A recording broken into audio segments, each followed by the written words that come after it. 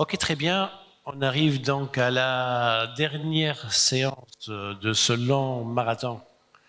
Et c'est toujours difficile d'animer le dernier panel, mais ça n'empêche que nous allons toucher un sujet qui est vraiment d'actualité. Et j'ai un grand plaisir d'avoir autour de ce panel vraiment de très grandes éminences. Deux d'entre elles sont actuellement en ligne et je salue à distance. Nous avons Franck William Nzouetam de Mazars et nous avons Guy Goueth, le président de CAVI. Dans la salle, à ma droite, nous avons Sessaoui Jabali, c'est le négociateur en chef de la ZLECA au niveau du ministère du Commerce et de la Promotion des Exportations. Et à ma gauche, nous avons Madame Hajir Jmili, directeur adjoint au niveau du ministère de Technologie et de Communication. Alors, le sujet de ce panel, c'est l'accord de libre-échange, la ZLECA, la zone de libre-échange continentale africaine. Et je souhaiterais tout d'abord mettre en place les éléments fondamentaux par rapport à ce panel, c'est-à-dire où est-ce que l'on est par rapport à cet accord. Donc, je donne la parole à Sessaoui Jabali, négociateur en chef de la Tunisie auprès de la ZLECA, qui va nous donner l'état des lieux de la ZLECA. Merci. Merci beaucoup aussi, Rida. Merci beaucoup. Je voudrais tout d'abord remercier les organisateurs de cet événement. D'abord pour la qualité de l'organisation et puis pour les thématiques choisies, particulièrement la thématique de la ZLECAf, qui est un sujet d'actualité pour les opérateurs économiques, non pas tunisiens uniquement, mais au niveau continental. Donc, très rapidement, la ZLECAf, c'est un accord de libre-échange qui concerne tous les pays africains. Donc, 55 pays africains. Cet accord vient dans le cadre de ce qu'on appelle la BIAT. La BIAT, c'est une initiative d'intensification du commerce intra-africain qui a été promulguée en 2012 à l'occasion du sommet des chefs d'État africains. C'est aussi dans le cadre de l'agenda 2063 lancé en 2013 qui prévoit le cadre de développement socio-économique de l'Afrique sur les 50 prochaines années. La ZLECAf, c'est tout simplement la libéralisation du commerce des biens et la libéralisation du commerce des services. Mais aussi, elle concerne également l'harmonisation des politiques d'investissement, de la concurrence et de la propriété intellectuelle. Et à cela vient s'ajouter la thématique très importante de commerce électronique. Donc, au jour d'aujourd'hui, on a commencé la mise en œuvre de la libéralisation des biens et des services dans le cadre de la ZLECAf et on va bientôt entamer les négociations de la deuxième phase qui concerne les autres aspects que je viens de mentionner. Les négociations de la ZLECAf ont été lancées officiellement fin 2015, début 2016. L'accord a été signé en 2018, donc il a fallu 3 ans de négociations pour finaliser l'accord. Il a été signé par 44 États membres de l'Union africaine le 21 mars 2018 à Kigali, au Rwanda. Et parmi les pays signataires, la Tunisie était parmi les pays signataires. L'accord est entré en vigueur officiellement le 30 mai 2019, c'est-à-dire après la ratification ou bien la réception de la 22e ratification, qui est la condition juridique mise en place par l'accord pour l'entrée en vigueur. Aujourd'hui, on est à 54 États signataires, donc il reste l'Érythrée qui n'a pas encore signé l'accord. Donc, et aujourd'hui aussi, on est à 36 ratifications. Vous savez que pour entrer en vigueur et pour bénéficier des préférences d'une zone de libre-échange, il faut la ratification par les parlements des pays pour que l'accord soit mis en œuvre au niveau national. J'ai parlé de la libéralisation du commerce des marchandises. Au niveau de la ZLECAf, on a adopté une approche progressive de libéralisation, c'est-à-dire qu'on ne va pas du jour au lendemain éliminer tous les droits de douane appliqués à l'importation. On a choisi, selon le niveau de développement des pays africains, puisqu'il y en a pas mal de pays africains qui sont des PMA, des pays moins avancés.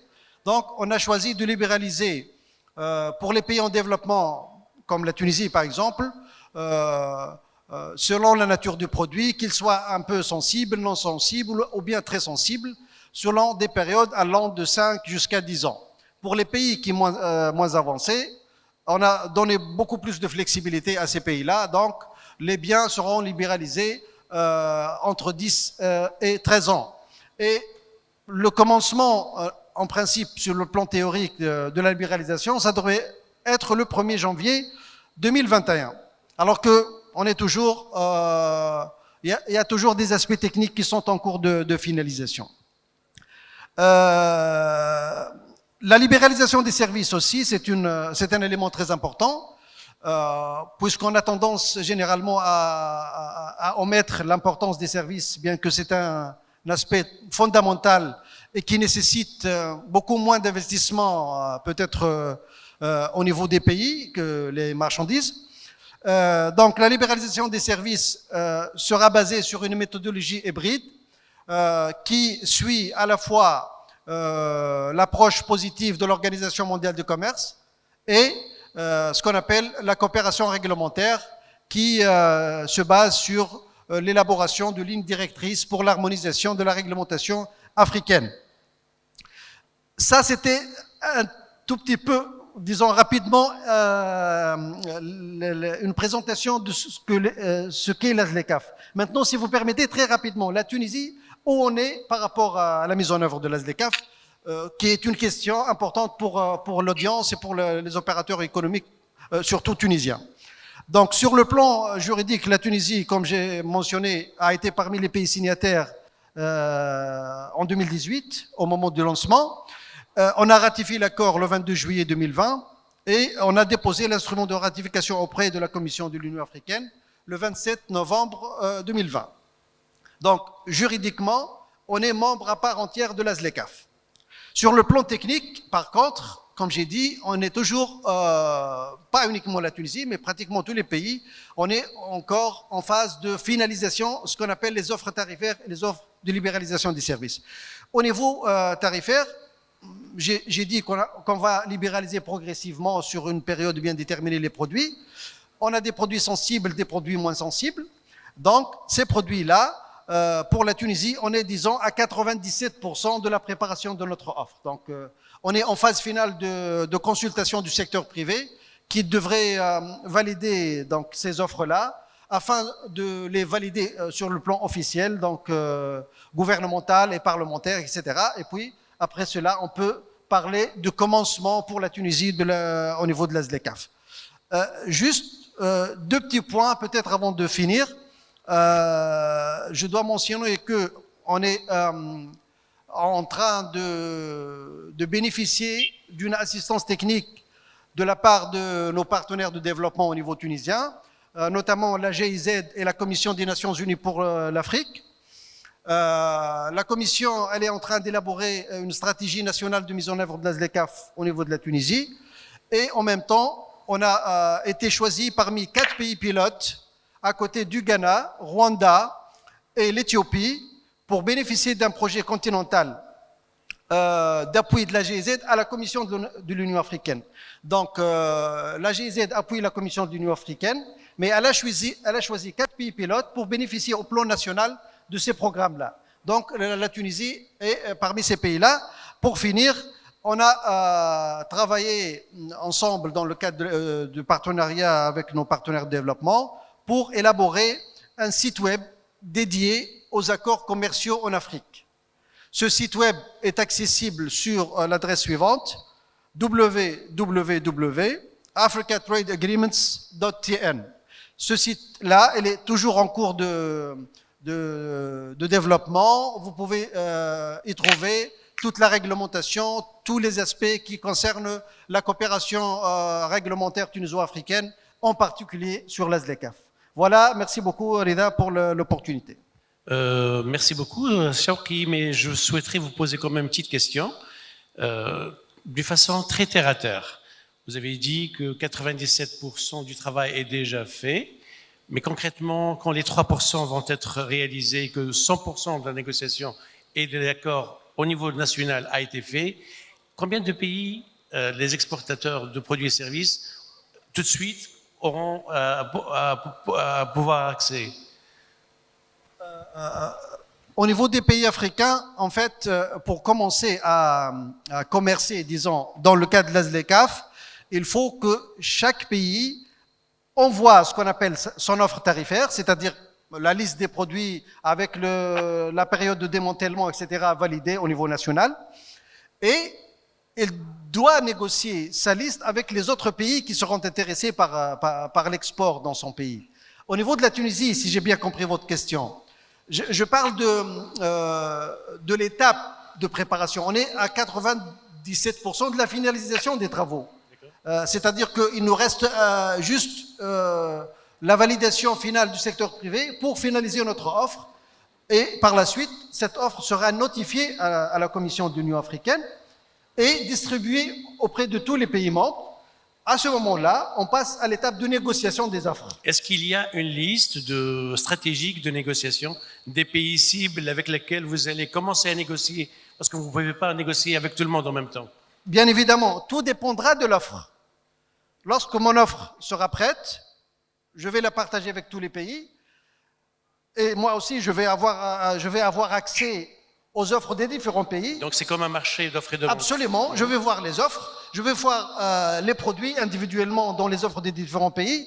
Je vais sélectionner les produits qui seront intéressants pour moi du point de vue export. Et je vais voir où est-ce que les pays partenaires ont mis ces produits-là. Si par exemple je donne un petit exemple, je trouve que par exemple moi j'exporte les câbles électriques, je donne un exemple, et je trouve que par exemple le Kenya a exclu les câbles électriques de la libéralisation, donc de l'élimination des droits de douane. Donc moi en tant que Tunisie, j'ai intérêt à exporter les câbles. Donc je dois veiller à ce que le Kenya élimine les droits de douane sur les câbles électriques. Donc je vais négocier bilatéralement avec le Kenya. Et ça c'est un exemple. Donc je vais voir par produit comment on négocie avec les pays partenaires qui m'intéressent sur le plan export et vice versa. Et les autres pays vont négocier de la même manière. D'accord, merci pour la clarification. Je crois que le Kenya il fait déjà partie de COMESA, donc le problème ne se pose pas pour le Kenya. Voilà. Donc ce sera certainement d'autres marchés prioritaires. Alors, sans vraiment passer trop de temps sur plus de ces éléments, mais j'aimerais bien vivement passer à notre ami Franck William Nzouetan du cabinet Mazars pour un petit peu lui demander trois petites questions. D'abord, Franck, quels sont les atouts de la ZLECA pour l'essor numérique? Ensuite, voyez-vous des opportunités sur lesquelles la ZLECA pourrait capitaliser? Et dernier point, quelles menaces il faudrait surveiller? C'est-à-dire une sorte de SWOT. Très bien, tout à fait. Bonsoir à tous et merci pour cette opportunité de présenter effectivement du moins ma vision stratégique que j'ai de la ZLECA au regard de l'essor du numérique en Afrique. Pour revenir aux interrogations très rapidement qui m'ont été posées, donc là on va rapidement redescendre sur les principales forces qu'on peut tirer finalement de la ZLECA. Et là, j'en vois une principalement sur le plan institutionnel en soi-même, c'est-à-dire par construction. Donc, on a rappelé tout à l'heure que l'un des objectifs principaux de la ZLECA est la suppression des barrières tarifaires et non tarifaires inhérentes au commerce des marchandises afin de stimuler le commerce intra-africain des marchandises et aussi des services. Voilà. L'un des instruments de gouvernance qui a été mis en place dans le traité de création de la ZLECA, c'est le Conseil des ministres du commerce. En fait, le Conseil des ministres du commerce a pour mission, juste pour rappel, de veiller à l'implémentation effective de l'accord de la ZLECA, de faire la promotion de ses objectifs, d'encourager l'harmonisation des politiques, etc. Et la force, en fait, de ce conseil-là, du point de vue institutionnel, c'est le caractère contraignant des décisions qui seront prises par les membres de la dite commission, donc les ministres du commerce. Et ça, c'est un élément très intéressant qui aujourd'hui n'existe pas forcément enfin, voilà, au niveau, par exemple, des propositions que peut faire l'Union africaine, etc. Donc là, on voit très bien qu'une fois que les décisions seront prises, eh bien, elles seront contraignantes pour les différents États. Donc, on aura systématiquement une harmonisation des pratiques. Voilà. Donc, et là, en matière de numérique, on peut par exemple voir des sujets sur la protection de la vie privée, la protection des données des citoyens de la ZLECA. Donc voilà, donc ce dispositif stratégique est très intéressant d'un point de vue institutionnel pour impulser, pour forcer finalement les dynamiques, voilà, qui seront prises du moins qui seront prises par le Conseil des ministres du commerce de la ZLECAf. Le Conseil des ministres, en fait, il institue finalement des comités, donc pour entrer un peu plus dans la pratique, pour qu'on comprenne mieux quel sera son mode de fonctionnement. Donc, il institue des comités, des groupes de travail, des groupes d'experts à qui des responsabilités seront déléguées. Cela signifie quoi? Cela signifie que dès lors que des sujets relatifs au numérique, tels que, bon, il y a un sujet qui m'intéresse, qui me passionne, c'est le label ZLECAf pour les acteurs du e-commerce. Donc, dès que des sujets relatifs au numérique seront identifiés et seront affectés à des groupes d'experts, ces sujets pourraient être justement implémentés au regard des recommandations qui émergeront, implémentés de façon transverse à tous les États membres de la ZLECAf. Donc, c'est dire que sur le plan institutionnel, on a mis en place un dispositif exécutif dans ce comité des ministres, ce conseil des ministres du commerce, qui est en réalité un dispositif très intéressant pour impulser vraiment les dynamiques et sortir des effets d'annonce, comme on peut le constater sur d'autres sujets actuellement. Donc, moi, je pense que du point de vue des forces qu'on peut tirer de la ZLECAf, il y a réellement des sujets, notamment au niveau institutionnel.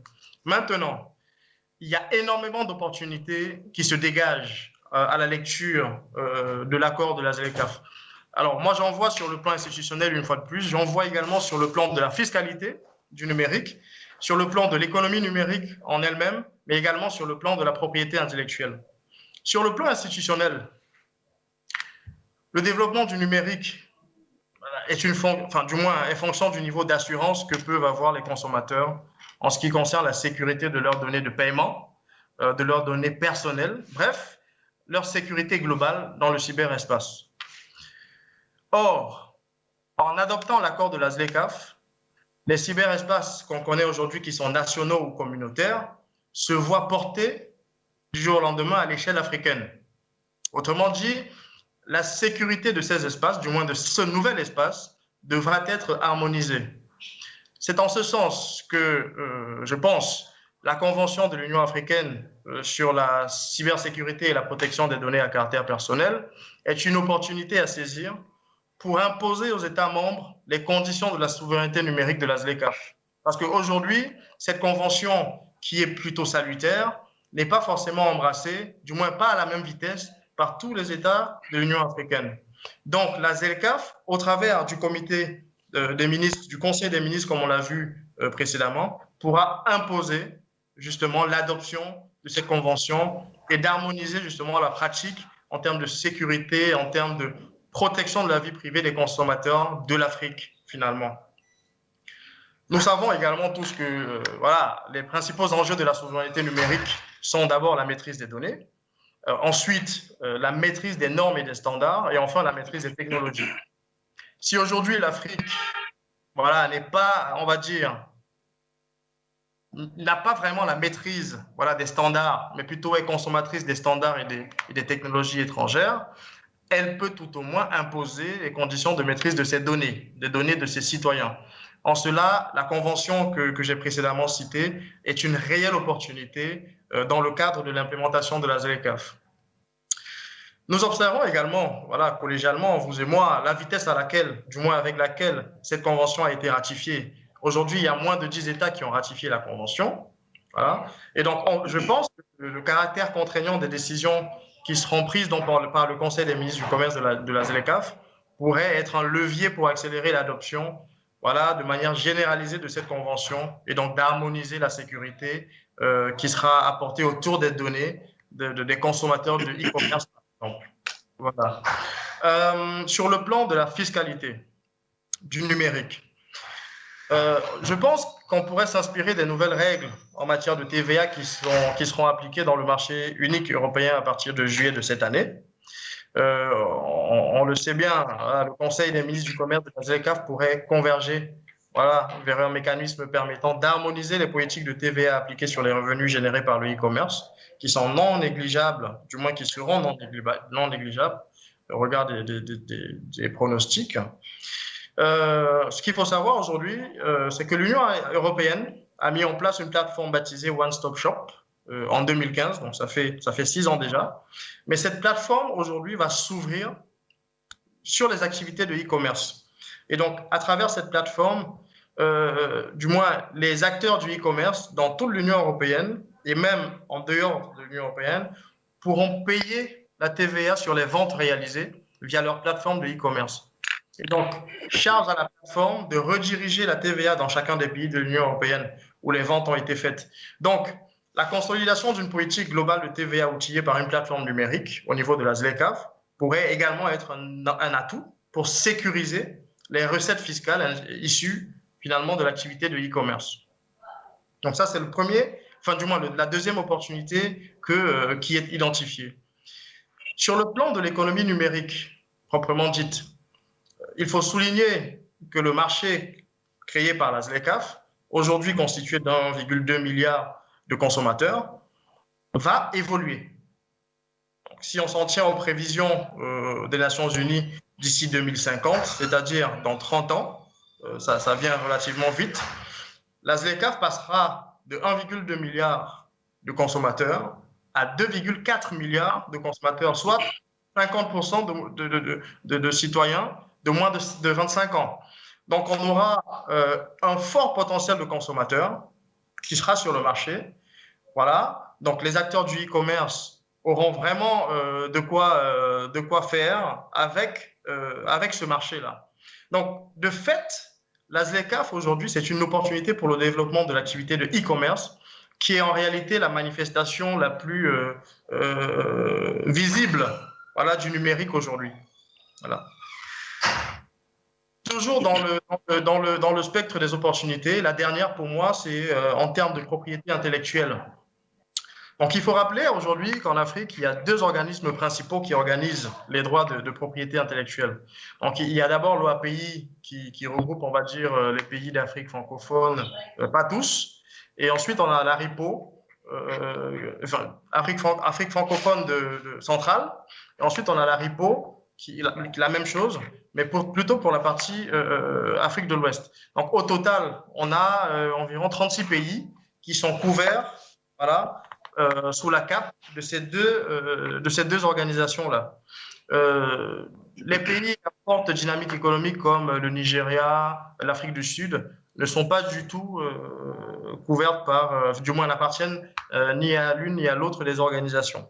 Mais pour autant, avec la ZLECAf, on pourrait imaginer un scénario vers lequel on harmoniserait justement ces 2 organisations pour converger vers quelque chose de global, pour apporter une meilleure protection aux acteurs du numérique, notamment aux éditeurs de plateformes numériques, aux éditeurs de logiciels, aux acteurs du e-commerce, afin qu'ils puissent être protégés sur l'ensemble du territoire couvert par la ZLECAf.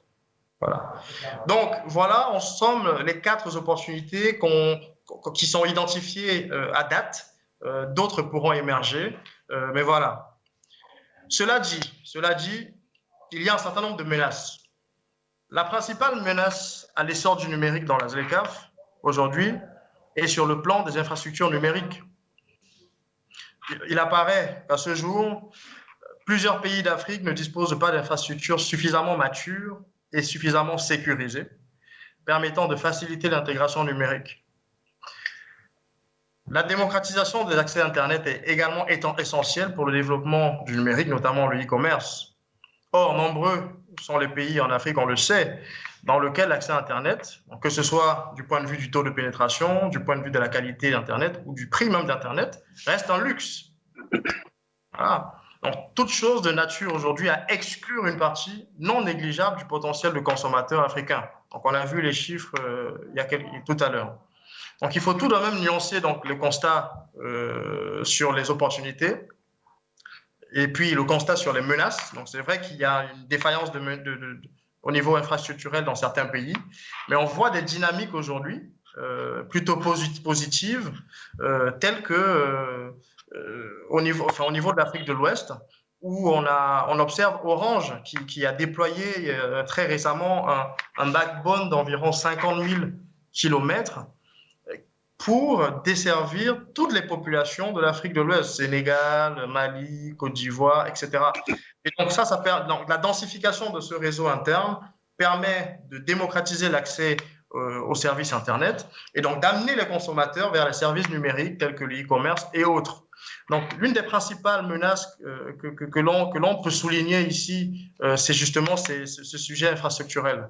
Et puis enfin, il y a un sujet sur lequel, personnellement, je ne peux pas avoir de maîtrise. C'est le sujet de la volonté réelle des politiques, parce que tout ce que je viens de dire en termes d'opportunités n'aura de sens ou n'aura d'effet que s'il y a une réelle volonté derrière de nos politiques. Voilà, une réelle convergence pour apporter un écosystème harmonisé à l'échelle de la ZLECAf. Donc voilà ce que je pouvais dire en fait sur du point de vue stratégique en ce qui concerne les opportunités, les menaces, les forces que pourrait en fait induire la ZLECAf dans le cadre d'un numérique durable en Afrique. Merci. Merci beaucoup, Franck. C'était vraiment très exhaustif et moi-même j'ai beaucoup appris en vous écoutant cet après-midi. Je rappelle à ceux qui nous écoutent que 50% des Africains sont connectés uniquement en 2G dans leur téléphone portable. 30% sont connectés en 3G et uniquement 20% des Africains sont connectés en 4G. Le 5G est encore assez balbutiement. Donc, c'est vrai ce que vous dites, vraiment, ça reste toujours le plus grand challenge, l'accès à l'Internet, le coût prohibitif et le besoin de démocratiser cet accès. Si ceci ne sera pas fait, tout ce que nous sommes en train de faire n'aura pas de sens. Pour revenir par rapport à la volonté politique, je dois avouer que, contre l'attente de tout le monde, la ZLECAf a pu fédérer en un laps de temps très très court 54 signataires, on n'a pas vu ça. Hein. Il n'y a aucun sujet sur lequel 50 pays en Afrique se sont mis d'accord si vite. Maintenant, dans l'exécution, on va voir comment ça va être. Dans les négociations, tout ça, c'est ce qu'on va voir. Et donc, ça me donne une très bonne transition pour poser la question à notre ami Guy Goueth de la CAVI, pour un petit peu nous éclairer un petit peu. Comment faut-il se préparer par rapport à ça? Quel est l'arsenal de l'intelligence économique qu'il faudrait mettre en place? Guy, comment vous pensez? Oui, écoutez, merci infiniment pour cette parole. Je voudrais avant toute chose remercier et féliciter chaleureusement Siskander et l'ensemble de l'équipe de TDS qui, en 5 éditions, ont réussi à installer TDS comme l'événement de référence sur le continent africain en matière de digital. Cela étant, je salue également chaleureusement mes nombreux amis tunisiens qui sont là-bas parce que la Tunisie, c'est mon pays de cœur. La Tunisie, qui appartient à l'Union du Maghreb arabe, tout comme mon cher camarade et ami Franck Zouetom, nous deux, nous appartenons à l'Afrique centrale, donc à la zone CEMAC, qui sont les deux plus mauvais élèves en matière d'intégration économique et commerciale. Ça nous donne une entame, si vous voulez, pour commencer cet échange, parce que si le Nord, l'Afrique du Nord et l'Afrique centrale sont de si mauvais élèves, C'est pour plusieurs raisons, bien entendu. En Afrique du Nord, on se précipitera à citer les raisons politiques. Mais il y a des raisons qui sont liées, par exemple, à la nécessité de la traçabilité. On va y revenir tout à l'heure parce que c'est évidemment, si vous voulez, l'un des points d'entrée du numérique et même plus loin du digital dans le dispositif à mettre en œuvre pour répondre précisément à votre question. Le deuxième point, et non des moindres, c'est quand même qu'on a des économies qui se ressemblent trop. Voyez-vous, par exemple, quand on est en Afrique centrale, eh bien, on va avoir des pays qui sont tous des producteurs de matières premières qu'ils vendent à hauteur de 75%. Vous avez un pays, par exemple, comme le Tchad, dont 85% des exportations sont constituées d'un seul produit, hein, c'est le pétrole, contre, par exemple, jusqu'à 87% pour une soixantaine de produits quand on prend le cas du Maroc. Donc, vous voyez, on a là une première faille quand on se situe sur le terrain de la traçabilité. Pourquoi? Eh bien, parce que il y a quelques années encore, alors que dans les pays d'Afrique centrale, on avait signé, un peu comme on vient de signer avec la ZLECA, la libre circulation des personnes et des biens, parce que c'est quand même, au bout du bout, on va vers l'intégration. Au bout du bout, on va vers l'Afrique des nations. Au bout du bout, on va vers l'Afrique des États. Et donc, la libre circulation des personnes et des biens est quelque chose d'absolument capital. Eh bien, le président guinéen Théodoro Obiang Bazoro avait dit, mais nous, on ne laisse pas rentrer les Camerounais sur le territoire national parce que même après avoir paraphé le document, on ne sait pas les surveiller une fois qu'ils ont franchi le territoire national. Donc ça, c'est une porte d'entrée vers une plus grande numérisation et un partage, si vous voulez, des informations entre les différents aéroports, entre les différents ports, etc. Donc, on est là devant un gigantesque projet, mais qui est également plein de perspectives. Et parmi les perspectives, je voudrais prendre un chiffre qui choque, c'est que, rappelez-vous quand même que chaque année, notre cher continent perd jusqu'à 25% de son PIB, dont un quart du 1,5 milliard de dollars que nous avons en termes de PIB annuel. C'est colossal. En injectant de la digitalisation, de la numérisation de nos données, eh bien, on va réduire considérablement la main de l'homme. Parce que là où il n'y a pas la main de l'homme, eh bien, il y a moins de corruption. Là où il n'y a pas la main de l'homme et plus de digitalisation, il y aura une plus grande facilité à partager nos données. On aura avancé sur le territoire de la transparence. Et un Marocain qui va en Tunisie pourra alors savoir d'emblée que, ben, écoutez, pour dédouaner telle marchandise, un peu comme on le sait aujourd'hui, mais il faut le faire davantage. Il faut que plus d'Africains qui rentrent dans la ZLECA sachent, par exemple, très clairement qu'il faut en moyenne 30 jours pour dédouaner une marchandise dans un port africain contre 10 jours en moyenne dans l'espace européen. Donc, si vous voulez plus de numérisation, plus d'accès à l'information permettra finalement d'avoir des espèces de tableaux de bord qui permettent de voir les évolutions. D'ailleurs, c'est prévu, le premier intervenant tout à l'heure opportunément rappelé le rôle incroyable qu'est en train de jouer la CNUSED. Donc, il y a un travail qui est en train d'être fait pour permettre, par exemple, aux citoyens que vous et moi sommes, d'identifier, et là je fais la transition vers l'autre second point qui est très, très important, celui des obstacles non tarifaires. Vous avez là la possibilité pour la société civile africaine, pour les acteurs que nous sommes, de pouvoir identifier, de pouvoir signaler, si vous voulez, les points de blocage et permettre ainsi aux professionnels dédiés à cette opération-là de pouvoir interpeller les pouvoirs publics des pays concernés afin de les aider progressivement à lever ces barrières. Alors, je parlais tout à l'heure d'obstacles non tarifaires.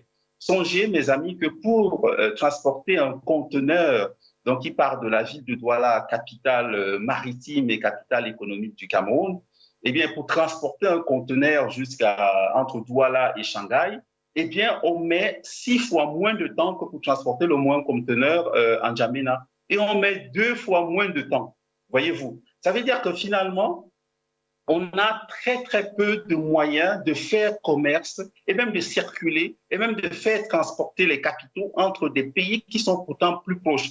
C'est ce qui explique, messieurs et mesdames, chers participants, que alors que nous étions à 5% de commerce intra-africain en 1990, en 2020, nous n'avons toujours pas franchi la barre des 15%.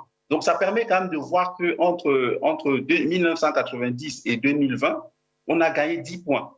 Alors, on a gagné 10 points de commerce intra-africain et on espère, à travers la mise en place de ce dispositif-là, que finalement, on va doubler la dynamique. Mais pour pouvoir doubler cette dynamique, à travers l'exemple que je viens de prendre tout à l'heure, il faut rendre cette information plus transparente. Il faut rendre, si vous voulez, les échanges entre les différents pays prévisibles, absolument prévisibles. L'autre exemple qui est tout à fait remarquable, c'est quand même le tronçon qui relie Abidjan à la capitale du Nigeria, à la capitale du Nigeria, au plus grand port nigérian. On est quand même sur un tronçon, si vous voulez, où sont transportés 70% des marchandises d'Afrique de l'Ouest et où, au moment où je vous parle, on décompte environ 80 postes de péage, 80 postes de contrôle plus précisément, qui sont totalement illégaux. Et ça, si vous voulez, on pourra toujours signer tous les accords et traités qu'on veut, on pourra toujours s'émouvoir, parce que nous sommes quand même, reconnaissons-le, nous sommes un continent de l'émotion. Donc, au moment de parapher un document comme celui-là, avec tout le passif qu'on a, avec toute l'histoire qu'on a, on est très ému de le faire, mais le vrai défi, si vous voulez, va être celui de l'implémentation, comme l'ont dit mes deux prédécesseurs tout à l'heure. Et pour implémenter cela, on ne va pas que compter, comme disait opportunément d'ailleurs mon cher Franck tout à l'heure, on ne va pas uniquement tabler sur la volonté politique. On va supposer qu'elle va de soi, cette volonté politique, attendu que nous avons les décideurs politiques qui ont déjà paraphé les documents qu'il fallait. On attend encore les autres sur le terrain de la ratification. Mais une fois que cela est dit, il faut... Oui. Je te demanderai un petit peu d'abréger parce que nous sommes à la clôture du panel, s'il te plaît. Merci. Oui. Donc, une fois que cela est dit, il faut préciser rapidement, ce sera d'ailleurs mon mot de conclusion, que les acteurs du numérique ont un rôle considérable, attendu que c'est eux qui vont nous amener vers une plus grande disposition, si vous pouvez, un meilleur accès à l'information, une meilleure circulation de l'information, une meilleure traçabilité aussi, et surtout, on l'a oublié un peu trop gravement, un peu trop rapidement, c'est quand même qu'on a 40% de notre économie qui gît encore totalement dans l'informel. Donc, si vous voulez, le numérique, c'est aussi une chance de permettre à ce pan de l'économie qui gît dans l'informel de rentrer en quelque sorte dans le formel pour rendre compte de la vraie dynamique et des vrais échanges qui existent entre les pays africains. Cela va nous permettre de gagner 60 ans, par exemple, sur le continent européen et donc de faire des sauts quantiques, si cela était réussi, vers une Union africaine beaucoup plus intégrée. Merci. Merci beaucoup, Guy. Nous saluons l'arrivée de Mme Fatma Holt, chef de cabinet du ministre des Technologies et des Communications, qui va nous faire l'honneur de clôturer ce panel. Mais avant de passer à la phase finale de la clôture, je souhaiterais donner la parole, last but not least, c'est la seule femme de notre panel et je regrette qu'il n'y en a pas beaucoup. On a été un petit peu lésés sur ce sujet par rapport aux autres panels. C'est scandaleux, je me plains par rapport à ça. Il faudrait qu'il y ait plus de présence féminine sur des panels. Mais ça fait plaisir d'avoir sur ce panel donc Hejer Jmili, qui est le point focal de l'Alliance Smart Africa au sein du ministère de Technologie et de la Communication. Hej, vous avez entendu les interventions de nos amis Chaouki, Guy, Franck, qui ont vraiment touché tous les éléments par rapport à la ZLECA, la situation de la Tunisie, les menaces, les opportunités, l'importance de l'intelligence économique. Tout ça, nos orateurs ont brillamment couvert ces éléments. Il en revient à moi de vous poser la question suivante. Comment est-ce que votre ministère compte vraiment bénéficier de ces opportunités? Et surtout, quels sont les projets que vous pourriez annoncer qui vont être mis en place à l'échelle africaine et que nos auditeurs et spectateurs pourraient être très intéressés de découvrir en fin de ce panel? Merci. Bon. Bonjour. Premièrement, je souhaiterais remercier les organisateurs pour cet événement grandiose. Et pour répondre à votre question, Sylva, donc partant du principe que la Tunisie bénéficie de deux atouts principaux, notamment la position géographique stratégique du pays et les compétences humaines hautement qualifiées, notamment dans le domaine du numérique. Le ministère des Technologies de la Communication vise à renforcer le positionnement de la Tunisie dans le domaine du numérique en Afrique et dans le monde, et ce à travers l'un des principaux axes de la nouvelle stratégie numérique pour la période 2021-2025, dont l'un des objectifs est de renforcer ce positionnement et de faire de la Tunisie en tant qu'une destination attractive d'innovation, ce qui va contribuer au développement des investissements dans le domaine du numérique, tant au niveau national qu'au niveau régional africain et au niveau international. La Tunisie œuvre aussi via cette stratégie à faire de la Tunisie une plateforme des talents et de l'emploi dans le domaine du digital, ce qui va améliorer ou favoriser la présence des compétences tunisiennes dans le marché africain. D'autre côté, le ministère vise à renforcer la coopération triangulaire entre la Tunisie, l'Afrique d'un côté et la Tunisie et l'Europe et les autres pays du monde de l'autre côté, surtout que la Tunisie fait une liaison, est le point de liaison d'articulation de tous les continents, et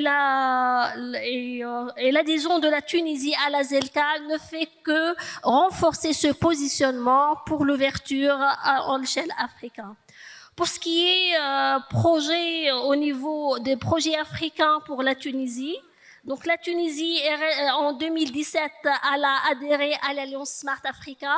L'Alliance Smart Africa est une alliance qui regroupe plus de 30 pays africains avec des partenaires internationaux et du secteur privé et du secteur public. Par exemple, l'UIT, l'Union africaine, la GIZ et des autres partenaires. Et l'objectif principal de cette alliance, c'est de faire du marché africain un marché numérique, un marché commun dans le domaine du numérique. Lors de l'adhésion de la Tunisie à Smart Africa, elle s'est engagée d'être la plateforme des startups et de l'entrepreneuriat via la loi du Startup Act. Et dans ce contexte, la Tunisie a élaboré en coopération avec l'Alliance Smart Africa et les autres pays membres ce qu'on appelle le plan directeur pour le développement d'un climat favorable aux startups. Ce plan directeur a mis en place les recommandations que tout pays africain qui veut investir dans l'entrepreneuriat peut suivre. Et la Tunisie, elle est prête et elle s'est engagée dans le dernier conseil de l'administration de l'Alliance Smart Africa à partager cette expérience et cette expertise avec tous les pays membres de l'Alliance. Un autre projet que la Tunisie s'est impliquée récemment dans l'Alliance Smart Africa, c'est le projet d'identité numérique africaine qui vise à la création d'une entité africaine de confiance numérique qui travaille en coordination avec les différents intervenants dans les pays membres. Et cette entité aura la mission de mettre en place les mécanismes adéquats pour assurer la confiance numérique entre les pays membres de l'Alliance et de toutes les parties prenantes, ce qui va contribuer au développement du commerce entre les frontières de manière générale, d'une manière légale et sécurisée.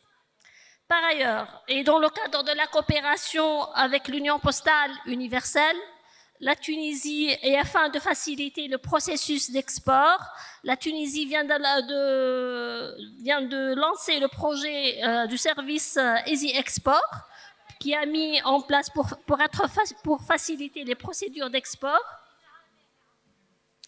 Un autre projet, c'est le projet de plateforme Ecomat Africa, qui est en cours de mise en œuvre, et il va contribuer au développement du commerce électronique en Tunisie, parce que ce projet vise à développer un marché africain commun pour le commerce électronique. Tous ces projets-là et tous les autres projets qui sont en cours dans le cadre de l'Alliance Smart Africa et avec la nouvelle stratégie numérique 2021-2025, je pense et nous pensons que la Tunisie est sur la bonne voie pour bien profiter de la ZLECA. Et merci.